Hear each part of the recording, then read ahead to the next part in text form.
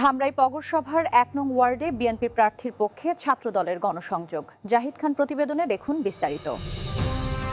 ঢাকা ২০ ধামরাই আসনে বিএনপির মনোনীত ধানের শীষের প্রার্থী আলহাজ তমিজ উদ্দিনের পক্ষে ধামরাই পৌরসভার ১ নং ওয়ার্ডে ব্যাপক ভোট প্রচারণা চালিয়েছে ধামরাই পৌর ছাত্রদল।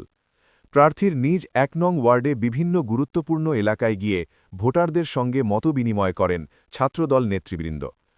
প্রচারণায় নেতৃত্ব দেন ধামরাই পৌর ছাত্রদলের সভাপতি শেখ খোদার নূর রনি ও সাংগঠনিক সম্পাদক মোহাম্মদ সাব্বির হোসেন।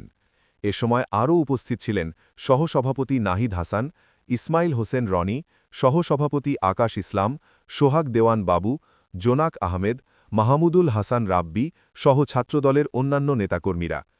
প্রচারণাকালে নেতৃবৃন্দ ভোটারদের সঙ্গে কথা বলেন এবং আগামী ১২ই ফেব্রুয়ারি সকালে ভোট কেন্দ্রে গিয়ে ধানের শীষ প্রতীকে ভোট প্রদানের জন্য আহ্বান জানান। তারা বলেন, গণতন্ত্র পুনরুদ্ধার ও মানুষের ভোটাধিকার নিশ্চিত করতে সবাইকে ঐক্যবদ্ধ হয়ে ভোট দিতে হবে। এ সময় স্থানীয় ভোটারদের মধ্যে ব্যাপক সাড়া লক্ষ্য করা যায়।